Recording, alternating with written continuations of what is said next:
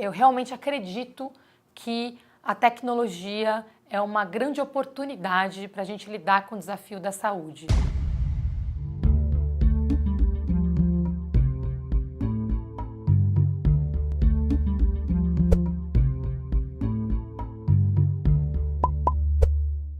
O canal Brasil, em parceria com o CLP, que é o Centro de Liderança Pública, está hoje com a Patrícia Ellen, que é professora do CLP e presidente da Optum, uma empresa de tecnologia em saúde, para falar sobre saúde. Eu queria começar com uma pergunta bem pontual. A gente está em ano eleitoral. O que a gente precisa priorizar a partir do ano que vem, de 2019, para melhorar a nossa saúde? A pergunta bem importante essa, né? Acho que a saúde é interessante. Apesar de ter sido uma das áreas que mais avançou nas últimas décadas, ainda é uma das áreas com as maiores demandas da população, né? E a gente saiu, obviamente, de um patamar muito ruim, mas a gente precisa muito avançar. Quando a gente pensa num Brasil hoje que lida com a tripla carga de doença, né? O que é a tripla carga de doença? A gente tem hoje um crescimento muito grande de doenças crônicas. Então, a gente tem índices de envelhecimento da população de países super desenvolvidos, como a Suécia, como o Japão. Nossa pirâmide etária, né, quando a gente olha hoje a pirâmide demográfica e olha ela daqui a 20, 30 anos, ela fica mais parecida com a do Japão do que a de qualquer outro país. Então, a gente tem ali um primeiro grande desafio, que é a principal causa de mortalidade hoje, já são as doenças crônicas, né? Então, diabetes, câncer, doenças cardiovasculares, mas nós também temos um segundo Brasil, que é o Brasil das doenças infecciosas, que infelizmente nos últimos anos a gente começou a voltar a ver as taxas de doenças infecciosas a crescerem de novo. Então a gente está vendo mesmo agora nessas últimas semanas muitas discussões sobre campanhas de vacinação e prevenção, né? Quando a gente pensa em doenças como a malária, que no ano passado voltou a crescer quase 50% em um ano, a dengue, a febre amarela. Então a gente começa a lidar com uma segunda realidade, né? O primeiro Brasil das doenças crônicas, ele é diferente, a necessidade do sistema da doença crônica é diferente da necessidade das doenças infecciosas. E a gente ainda tem um terceiro Brasil, né? Que é o Brasil das causas externas. A gente tem muita atenção, muito cuidado no sistema de saúde hoje sendo feito por questões de acidentes de trânsito, violência, né? Nós temos aí as cidades mais violentas do mundo. Então, quando a gente junta esses três tipos de demanda, a gente cria naturalmente uma sobrecarga muito grande no sistema, né? E a gente envelheceu antes de prosperar economicamente. Então, de um lado a gente tem uma demanda muito desafiadora e de um outro uma escassez de recursos. Então, como a gente lida com isso, né? Juntando a isso a questão de desigualdade, que é esse acesso que eu falei, essa evolução da saúde que aconteceu, ela não aconteceu igualmente para todo mundo. Um grande salto que a gente teve foi da expansão da cobertura básica, né? Que hoje em algumas regiões a gente está batendo aí 70%, mas a gente está ali na média entre 60% e 70%, o que é muito bom perto do que a gente tinha, né? Em menos de 2 décadas, a gente foi de uma cobertura que era menos de 10% para uma cobertura hoje que está aí quase chegando a 70%. É bom? É suficiente? Não. Então, pensando nisso, eu acho que a saúde como pauta em geral tem que ser uma grande prioridade, né, da próxima presidente da República, né, do Brasil. E para lidar com a questão estrutural da saúde, eu vejo ali pelo menos 4 pilares diferentes. O primeiro é um pilar mais voltado à continuidade da expansão dessa cobertura básica. É muito importante porque é a porta de entrada, né, Sabine, da população no sistema de saúde. A gente tem o contato com o agente de saúde da família, com o médico da família, que conhece a sua história completa e te ajude a direcionar o seu cuidado para o caminho correto. Então, acho que para mim essa é uma primeira grande pauta, né? É uma saúde de qualidade para todos, começando pela saúde básica e depois expandindo, né, para o cuidado completo, também o cuidado de maior complexidade, né? Que a gente fala da saúde, atenção secundária e atenção terciária, né? Quanto mais complexo, você vai para hospitais de alta complexidade, né? Então, acho que trabalhar esse funil de atenção, de cuidado é fundamental. O segundo ponto que eu veria aqui é um ponto voltado à tecnologia, né? Aí eu sou uma das grandes, assim, eu realmente acredito que a tecnologia é uma grande oportunidade para a gente lidar com o desafio da saúde, para entregar qualidade, uma saúde de qualidade para todos de uma forma efetiva, né? E responsável fiscalmente. Então, para a conta fechar, como é que a gente faz? Hoje a gente já gasta quase 10% do PIB com saúde. Nos estudos do Centro de Liderança Pública, em parceria com a McKinsey, se a gente for olhar ali, foi feito uma parte de um trabalho, até Coalizão Saúde fez um estudo muito interessante também nesse sentido, onde se estima o crescimento dos gastos da saúde se a gente continuar com o nível de gasto atual e somente aumentar a cobertura, que foi meu primeiro ponto. Se a gente fizer isso, a gente chega a um gasto em saúde entre 2030 e 2035 que pode ser entre 20% e 25% do PIB. A conta não fecha, porque a gente também está dizendo que a gente tem que aumentar o investimento em saúde, em educação, em segurança pública, em infraestrutura, né? Então, como que a gente pode fazer para que essa saúde de qualidade para todos seja entregue de uma forma mais inteligente? E é aí que, para mim, o pilar da tecnologia é realmente fundamental. Eu acho que a gente pode usar tecnologia de diversas formas, mas eu vou citar aqui 3 que são super importantes. A primeira é exatamente para essa cobertura. Então, eu chegar nas pessoas onde elas estiverem. Eu posso chegar através de aplicativos, em combinação com a gente de saúde, telemedicina. Então, chegar nas pessoas onde elas estiverem com uma forma conveniente, prática, para a pessoa, para o usuário do sistema de saúde é muito importante.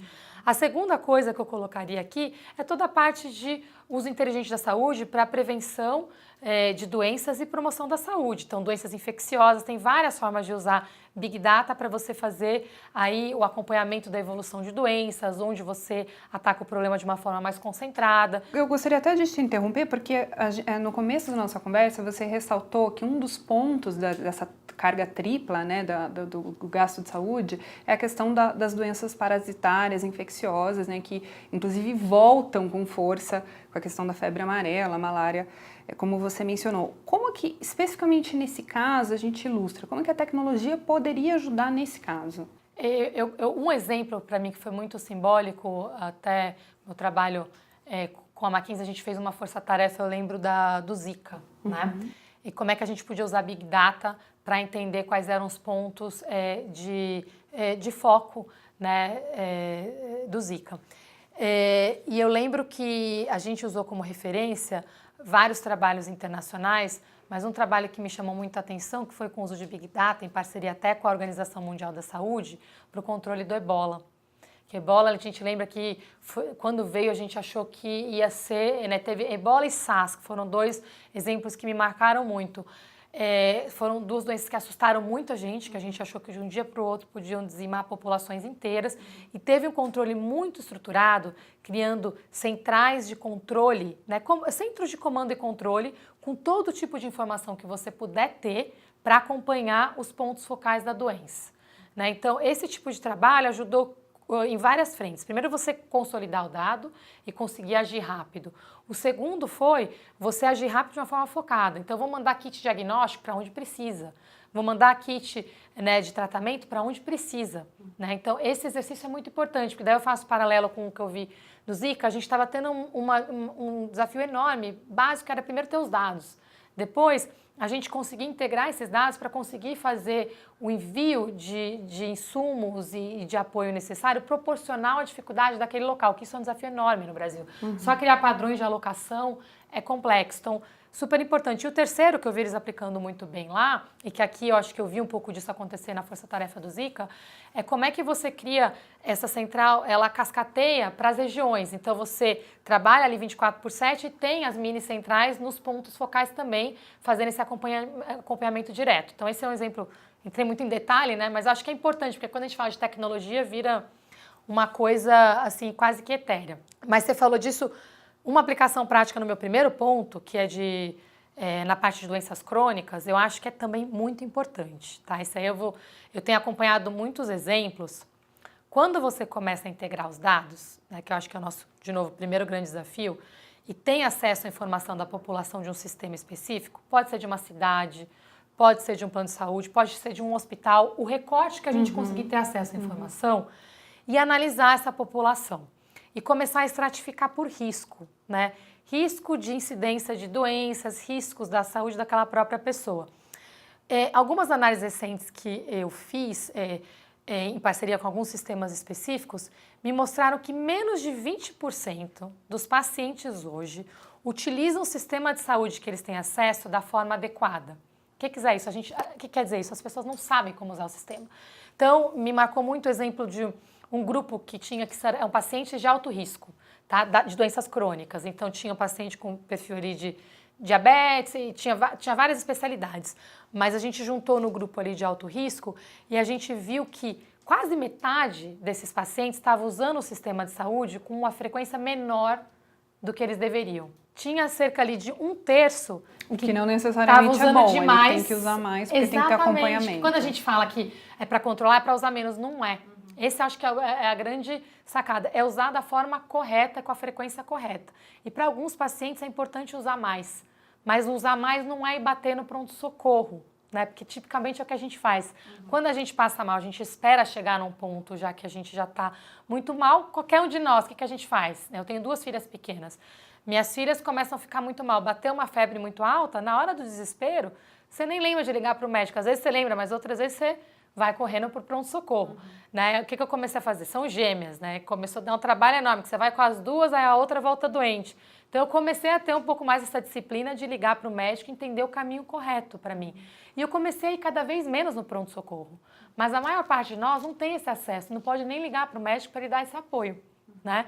Então, primeiro, saber quem são os pacientes de alto risco e ter esse acesso proativo com essa pessoa, né? Com isso eu já apliquei tecnologia de 3 formas diferentes. A primeira integrando os dados, Big Data aqui, né? A outra é aplicar Analytics no Big Data. Então eu fiz análises para fazer estratificação de risco. Depois eu criei jornadas de pacientes. Então quais são os pacientes de mais alto risco que precisam de um cuidado diferente? Isso tudo eu diria que é tecnologia mais complexa. Mas tem a parte mais humana disso. Tudo isso não serve para nada se a gente não plugar isso na última etapa, que é os pacientes de alto risco. Eu ligo para eles e falo, olha, por que você não está vindo? Tem aqui uma clínica da família que você poderia ter acesso, fazer esse tipo de acompanhamento, ou através do aplicativo, agendar uma consulta, uma visita do agente da família. Então, é muito importante fechar esse fluxo todo com programas clínicos de atenção a essas pessoas, né, para que, de fato, ela não chegue só ali no pronto-socorro quando ela já está com uma doença em geral agravada, no quadro agravado, que é pior para ela e para o sistema. Por quê? Em geral é muito mais caro tratar essa pessoa e, mais importante, em geral ela já chega com uma condição de saúde agravada e o quadro dela de desfecho clínico, ele fica comprometido, ou seja, ela pode não ter uma cura, ela não pode ter uma melhora com a mesma eficiência que ela teria se a gente tivesse pego no começo. Então, fazendo uma tradução aqui, seria a história a seguinte: um paciente, por exemplo, idoso que tem um problema cardíaco, sai mais barato e é mais eficiente acompanhá-lo para ver se ele está fazendo as etapas que ele tem que fazer de consulta, ou de medicação, de visita ao médico, do que deixá-lo e de repente esse paciente chega numa situação extrema. Perfeito, é isso. E aí é interessante o outro lado da história, que é quem usa demais o sistema, né? Quem não precisa e está indo ocupar o PA, os leitos de que também precisa entender o que está acontecendo. Aí você do mesmo jeito acessa essa pessoa e fala, olha, você está usando o sistema assim, você não quer ser acompanhado por um médico da família ou uma consulta eletiva. Então é importante ter esse contato, né, para entender. E nesse exercício eu trabalho muito com o Nurse Line, né, que as enfermeiras e os enfermeiros entram em contato com os pacientes para engajá-los nesses programas clínicos. Um caso me marcou muito, que a gente pegou exatamente usuários muito frequentes de PA, de pronto atendimento. E o que a gente viu, acessando essas pessoas, entendendo a realidade delas, explicando as opções que elas tinham, 35% desistiram de ir para o pronto-socorro, que viram que o caso delas era um caso que estava controlado e que não precisariam ir. Mais ou menos 30% substituiu a ida ao pronto-socorro por uma consulta eletiva. E os que restaram, de fato, precisavam ir no pronto-socorro, né, e continuaram periodicamente tendo esse tipo de acompanhamento quando precisavam. Mas isso é muito importante porque você reduz o custo e melhora o atendimento para essas pessoas, né? Você reduz o risco de que as pessoas saiam com outras doenças, com infecções. Então, ter o cuidado certo no lugar certo, para a pessoa certa, é uma coisa que a gente quer sempre fazer, mas que a tecnologia pode ajudar muito. E para a gente ter uma ideia, como que funciona hoje? Como que funciona hoje no sistema de saúde? Quer dizer, um paciente vai para um hospital, vai para outro, faz exame num lugar, não existe a integração. Não existe a integração. A resposta curta não tem integração, né? E por vários motivos. A gente pode pensar no sistema público e no privado, que não tem uma integração direta, dentro do público e dentro do privado. Então, eu vou falar um pouco do público. O público, a gente já tem um desafio que a gente tem responsabilidades diferentes, né? O sistema público de saúde federal, estadual, municipal. Cada um tem uma parte da responsabilidade do sistema de saúde. Eu fiz um trabalho, eu vou evitar até sempre falar conceitualmente, que os exemplos são sempre que as coisas me fizeram entender assim, o que a gente acaba trabalhando com dados mesmo, né? Eu fiz um trabalho em Alto Paraíso. É uma cidade de 7 mil pessoas, 7 mil habitantes, cerca de 7 mil habitantes, e eles tinham uma questão que não tem escala para ter um hospital nem de média nem de alta complexidade na região. Então, quando as pessoas ficam doentes lá, elas precisam recorrer ao SUS em outras cidades, porque a atenção municipal é somente básica, que é esse primeiro acesso que eu te falei, né, na porta de entrada, através de agentes da família e de clínicas de saúde da família. Quando ela precisa de um atendimento mais complexo, não tem na cidade, precisa ir para outros locais. O que acontece? Nesse caso específico, o recurso estadual do SUS, atrelado às pessoas de Alto Paraíso, se a gente fosse pensar só por um ângulo de otimização de recursos, né, e conveniência para as pessoas, a cidade grande mais próxima é Brasília. Só que Brasília é outro estado. Então, as pessoas de Alto Paraíso são atendidas em Formosa. Só que é um município a quase 200 quilômetros de distância de Alto Paraíso, né? Então, obviamente, raramente as pessoas chegam até Formosa, mas a dotação de recurso do SUS para elas está em Formosa, elas estão em Alto Paraíso, acabam não usando aquele recurso não fica disponibilizado para ela em Alto Paraíso também.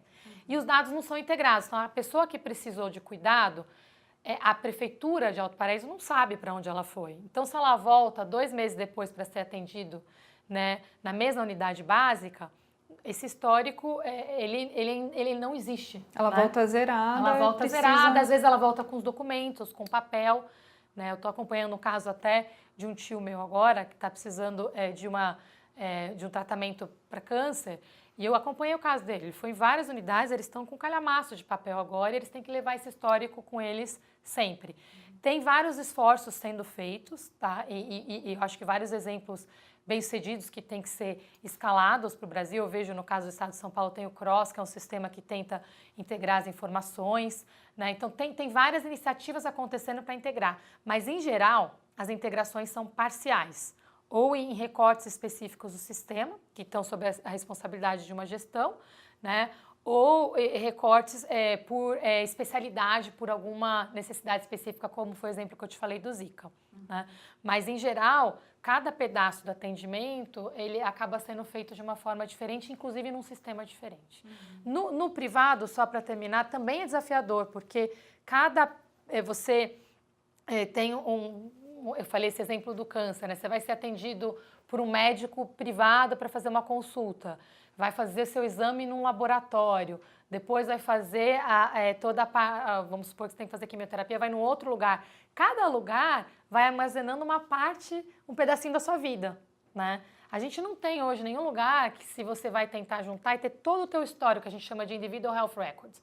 Quero saber toda a minha informação de saúde. Eu não tenho isso hoje. Que seria o prontuário eletrônico. O prontuário eletrônico é uma parte disso. O prontuário eletrônico, ele é um histórico dos seus atendimentos. Então, esse exemplo que eu dei, eu entrei na unidade básica, depois eu fui para um hospital, o outro médico vai ter sempre a informação do meu prontuário. Um histórico de onde eu passei. De atendimento, de cuidado que eu tenho. Quando eu falo de Individual Health Records, é esse passo além, que é eu ter todo o meu histórico de saúde num lugar só. Inclusive, hábitos, se eu vou para a academia, é uma informação muito rica sobre a minha saúde. Mas é mais impossível ainda a gente imaginar que se eu fumo, então juntar isso num lugar só, toda a informação relevante para a gestão da sua saúde.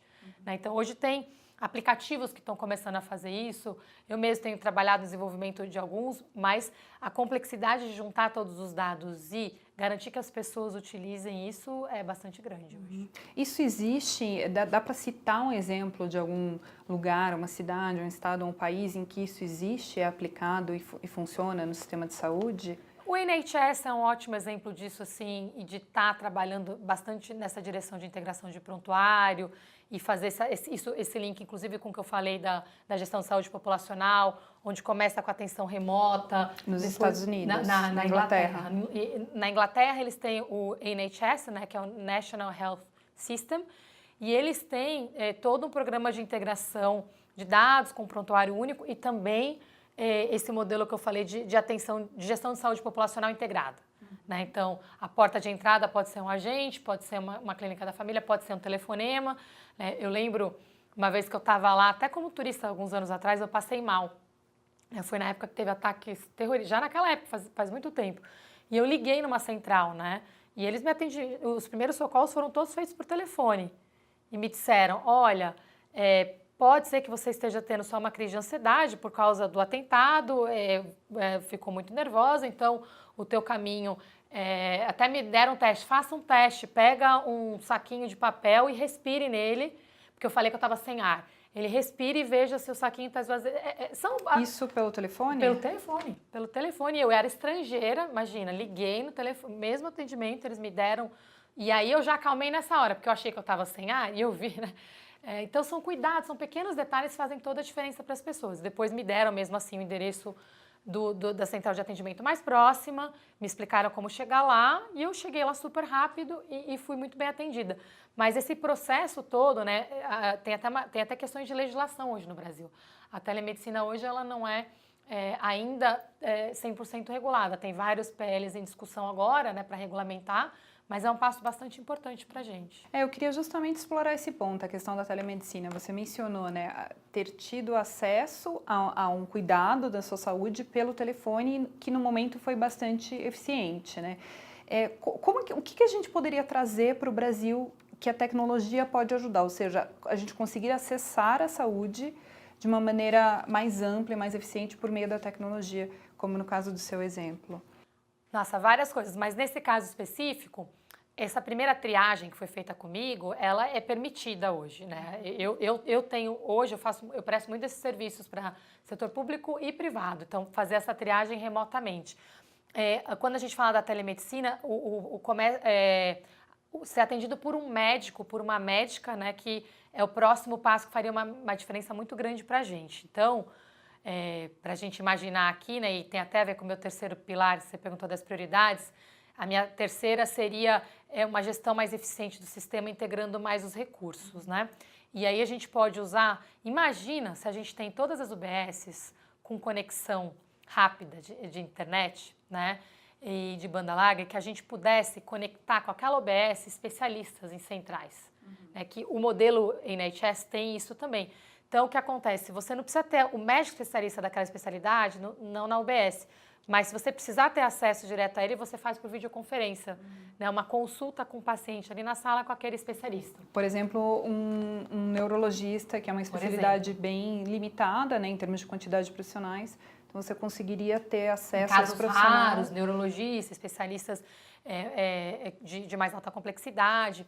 O que dá, hoje é permitido por lei, é a segunda opinião. Então, se você tem um médico, um clínico geral numa ponta e um especialista na outra, isso é permitido. A dificuldade é se você não tem um médico, por algum motivo, que isso acontece muito, regiões remotas da Amazônia. Você tem um agente da família, uma enfermeira, e não tem um médico lá na hora, e precisa de um acesso a um especialista ou um médico, mesmo um clínico geral. Né? E poder fazer isso por videoconferência pode dar um conforto e salvar muitas vidas. Né? Então, acho que, nesse sentido, eu acho que é uma coisa que seria super importante para a gente ter as UBSs conectadas e ter esse acesso direto aos médicos, né? Quando a gente mesmo, se você tem acesso acho que poder ligar para o médico e ter acesso ali àquela consulta rápida faz toda a diferença na vida de todo mundo. Né? Então, acho que a gente está falando até de uma tecnologia que a gente fala de low-tech, né? Um telefonema, né? É a primeira parte. Videoconferência, a gente já começa a precisar de conexão, né, em banda larga, depois como é que usa os dados, linka no prontuário eletrônico, adiciona um nível a mais de complexidade, mas tem coisas básicas de tecnologia que a gente pode fazer que já dão um salto grande de acesso e qualidade. E você mencionou projetos de lei, né, que estão discutindo justamente a questão do acesso, da telesaúde. Para que caminho a gente está indo? O que você observa? O que está sendo discutido? Assim, tem projetos de lei sendo discutidos que trazem exatamente o objetivo é a gente garantir que a gente pode aplicar modelos mais inteligentes, né? Quando eu falo de inteligência, mais tecnológicos, né? De atenção remota, como esse exemplo da telemedicina, no Brasil também, e além da segunda opinião. Então, os PLs, eles giram em torno dessa direção. Tá? E isso facilitaria o nosso acesso à saúde em áreas remotas, porque você mesmo mencionou o caso da Amazônia, né? E a gente conseguiria ter mais acesso à saúde mesmo se o profissional, o médico, no caso, não estivesse lá. Isso, e aí a gente tem que investir em infraestrutura, em conexão, mas Claro. pelo menos concentrada nas UBS já seria um grande salto, né? Eu acho que tem uma outra vantagem que as pessoas às vezes me falam, mas nas regiões remotas não tem conexão. É verdade. Porém, a gente tem uma vantagem no Brasil que é uma população extremamente conectada, a maior penetração de celular, né, uma das maiores penetrações de celular do mundo, a gente tem o maior uso de redes sociais do mundo, né? Então as pessoas estão conectadas, elas se interessam por isso, elas sabem fazer isso, então a gente tem um recurso, né, disponível para a gente que nos permite capturar uma grande parte desse impacto que eu falei no começo. Como é que a gente resolve um problema tão grande com recursos tão escassos? A gente tem essa oportunidade que é uma população muito digital. Né? Então, acho que isso conta a nosso favor. E com isso a gente pode, por exemplo, em alguns casos você não precisa nem da conexão de banda larga. Você tem um celular, você manda um SMS para o agendamento de uma consulta, para direcionamento para o cuidado correto. Né? Então dá para fazer isso. Você tendo sistemas para fazer a integração dos dados, fazer aquela análise da população que eu te coloquei e colocar qual que é o encaminhamento dos programas clínicos para cada perfil, a forma de entregar isso pode ser dependente de conexão de banda larga, infraestruturas mais complexas ou também infraestruturas mais simples, como centrais telefônicas e SMS. E a gente tem uma discussão muito grande no país em relação à formação de médicos e expansão da quantidade de médicos, né? E aí tem uma discussão, a questão da distribuição. Na sua análise, que é bastante tecnológica, faltam médicos? A gente conseguiria, ou as duas coisas? Quer dizer, a gente precisa de mais médicos, mas também precisaria, obviamente, da tecnologia. Esse é exatamente o meu quarto ponto, quando você me perguntou lá no começo, quais são as prioridades que eu veria para o próximo gestor ou a gestora do Brasil, eu falei no começo da expansão da cobertura básica, né, de fato a universalização do acesso à saúde, com o SUS 4.0 ali, né, como é que a gente chega de fato a todo mundo com qualidade. O segundo bloco é uma saúde mais inteligente, alavancando a tecnologia para todas essas entregas de uma forma mais responsável fiscalmente. O terceiro é uma gestão mais eficiente e integrada dos recursos. Né? Quando a gente pega 80% dos hospitais com menos de 50 leitos, a conta não fecha. Ou a gente tem uma visão integrada, ou a conta realmente não vai fechar.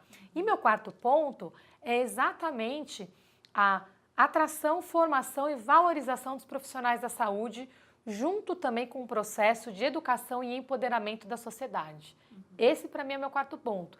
Então, para a tua pergunta sobre os médicos, a gente precisa, sim, de muito mais médico da família. E a gente precisa aprender a usar o conceito do médico da família. Porque a gente tem a tendência de até se autodiagnosticar e falar, eu preciso de um especialista tal, né?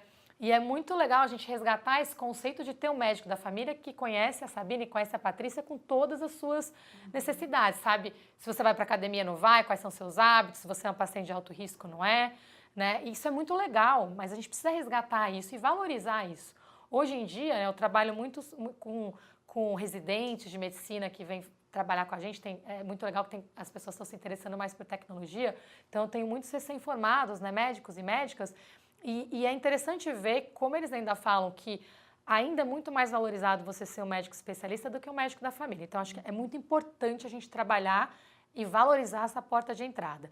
Além disso, você vai perceber que eu falei profissional da saúde, porque não é só o médico, são os enfermeiros, são os técnicos da saúde, então, os agentes. Então, tem uma rede toda da saúde que precisa ser formada, né, e crescer para a gente de fato usar a melhor porta de atenção e de cuidado. E aí eu falei do ponto do empoderamento de nós como cidadãos, que é esse ponto. Por que eu falo do prontuário e desse conceito do Individual Health Record, né, que eu quero ter meu histórico de saúde? Para a gente poder também ser responsabilizado pela gestão da nossa saúde. Né? A gente saber, se eu estou começando a ter dor nas costas, se eu não fizer uma atividade física, isso vai começar a se complicar. Eu saber que eu estou atingindo uma faixa etária de risco de doenças cardiovasculares. Então, a gente entender e conhecer isso melhor e fazer uma melhor gestão da nossa saúde.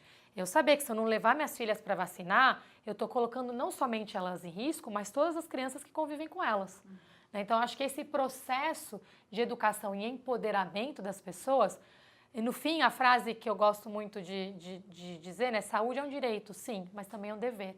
Né? Então, a gente se colocar nesse papel de cuidar da nossa própria saúde também. Empoderamento até no sentido de tomar decisões melhores, né, ligadas à saúde, que não necessariamente é tomar um remédio ou não, mas decisões do dia a dia. Né? Essa consciência do nosso uso do sistema, né, porque outras pessoas precisam usar esse sistema também.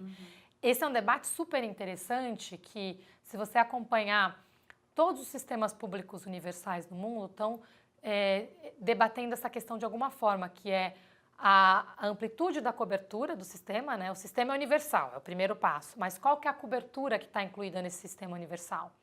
E como ela é gerida? Então, no Canadá, eles têm feito discussões envolvendo a população de como é que eles priorizam a alocação de recursos. Eu vi um modelo semelhante na Holanda, que eles fizeram até um plebiscito para definir exatamente como seria a priorização. Inglaterra, Alemanha, Austrália, todos os sistemas de referência que têm esse modelo de sistema universal estão fazendo algum tipo de reflexão de como é que eles fazem essa alocação de recursos, cobertura e qual que é o papel dos cidadãos nesse processo. Eu queria voltar um pouquinho no que a gente conversou. Você mencionou a questão de 80% dos nossos hospitais terem menos de 50 leitos. Isso. Eu queria que você explicasse isso. Por que isso é um ponto que você destacou e por que isso é um problema? Tipicamente, o corte para um hospital ser viável financeiramente é cerca de 200 leitos, né? O Banco Mundial tem uma análise super interessante sobre isso. Tem vários recortes que giram entre 200 e 250 leitos. O ponto é, com 50 leitos, é muito difícil um hospital se viabilizar. Né? Com a demanda que você vai ter ali, como é que você vai ter especialistas naquele hospital?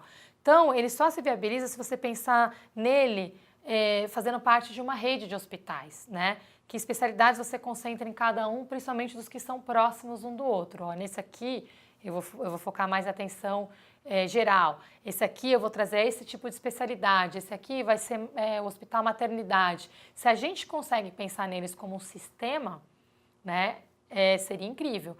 A gente consegue até viabilizar a escala. Mas pensando em cada um sozinho, a conta não fecha, né? E tipicamente ele atende uma cidade específica, no máximo, né, a região ao redor daquela cidade. Tem muitos municípios que não tem escala. O exemplo que eu dei de Alto Paraíso. Então, se a gente começar a pensar em regiões, né, e na escala daquela região, sem ser só o nosso recorte federativo, que eu acho que ele é muito importante, sim, mas às vezes ele nos limita, né? Eu pensando pelo ângulo do dado, tem vários outros recortes que dá para você fazer para otimizar o uso dos recursos e melhorar o acesso para as pessoas.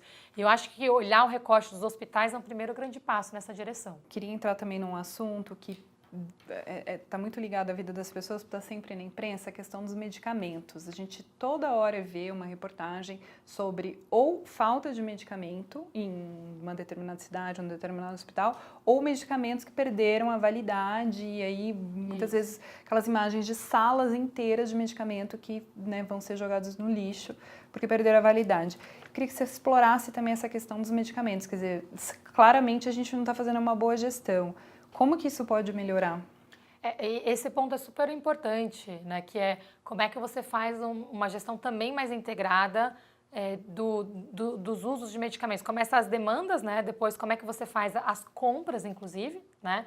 Como é que você usa a tecnologia? Primeiro para entender as necessidades, mapear as necessidades, e depois como é que você usa processos, inclusive muito básicos de gestão, para ver, olha, eu faço compras em escala para aquela região. Não faz sentido você fazer compra por hospital ou por município pequeno. Então, fazer bolsões para fazer a centralização dessas compras e fazer ao mesmo tempo. Porque você ganha, sem dúvida, né, no preço, otimiza a logística e evita exatamente esses gastos desnecessários, que é comprar medicamento a mais ou faltar medicamento. Então, eu acho que aqui a síntese é essa visão regionalizada, né? É ter aí um uso de tecnologia da informação para integrar os dados e práticas de gestão para fazer as compras e a gestão dos medicamentos. É quase que uma operação de logística. Né? Sim, e sem a informação dos pacientes, também o acompanhamento muito claro, né? Por exemplo, se você pensa na distribuição de medicamentos numa determinada região, você tem que saber qual a característica da população daquela região para ter uma ideia de que medicamentos vão ser necessários, né? Ter a informação da população seria incrível para fazer esse processo. Tem etapas que dá para fazer do processo até anteriores a essa mais avançada, com base numa análise tão precisa da demanda.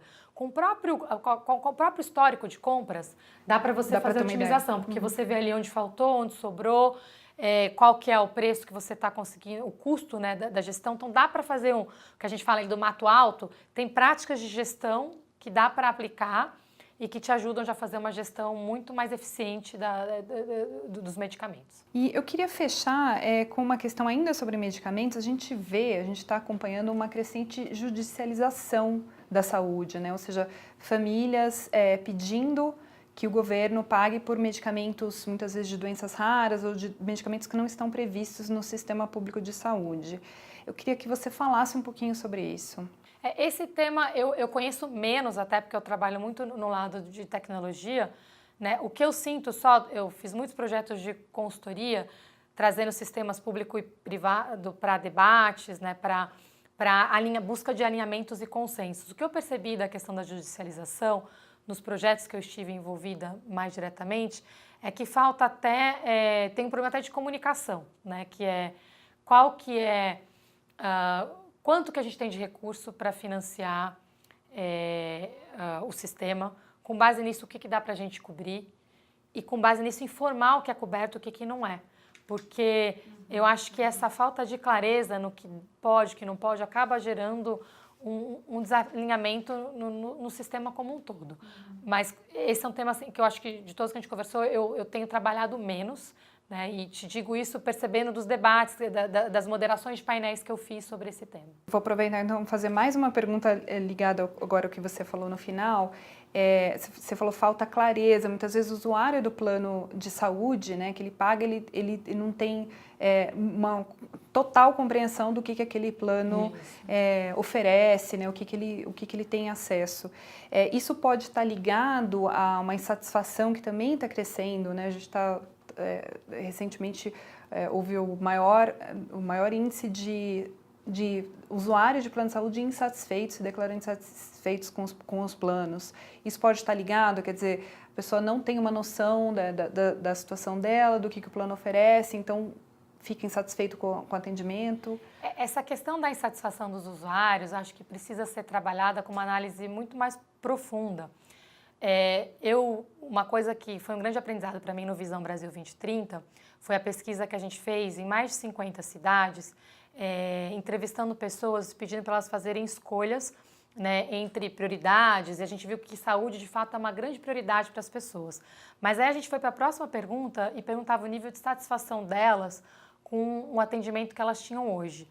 E uma coisa que me impressionou no dado foi que os usuários do sistema público os usuários do sistema específico, naquele caso era o público, né, tinham uma visão mais positiva do sistema do que os não usuários. Então, quanto mais você usa, mais você conhece, mais você sabe como navegar. Isso ficou muito na minha cabeça. Tinha uma diferença muito grande de percepção, né, de satisfação entre quem usa e quem não usa. Quem usa é muito mais feliz que quem não usa. Então, acho que tem uma questão ali, para o teu ponto, de falta de conhecimento, né? Então, acho que sim, tem esse desafio. As pesquisas que eu pude fazer em detalhe mostraram isso, mas eu acho que para a gente conseguir dar a resposta correta, para entender qual é o ponto de fato de insatisfação, precisaria se aprofundar num debate com os usuários e também com os provedores de serviços do sistema. Legal, Patrícia, super obrigada. Eu acho que a mensagem que fica da nossa conversa é que é muito possível melhorar o sistema de saúde muito mais rápido e muito mais fácil do que eu acho que os governantes imaginam. Eu sou super otimista, não acho que é fácil, mas é factível. E eu acho que o mais importante é a gente não tem opção. A nossa população está envelhecendo rapidamente, a gente precisa continuar crescendo, produzindo, gerando emprego para as pessoas, tendo uma vida saudável, é a única forma da gente conseguir alcançar esses objetivos como país. E a tecnologia está aí, E a ela já tecnologia, está para aí, mim, né? é a nossa chance de não só resolver esses problemas, como virar referência para o mundo de como lidar com isso, porque eu acho que pouquíssimos países, eu não consigo pensar em nenhum, na verdade, tem tantos desafios ao mesmo tempo, né? São 3 sistemas com necessidades diferentes em um. Então, acho que se a gente conseguir resolver aqui, a nossa solução, ela é replicável para o mundo inteiro. Legal, obrigada.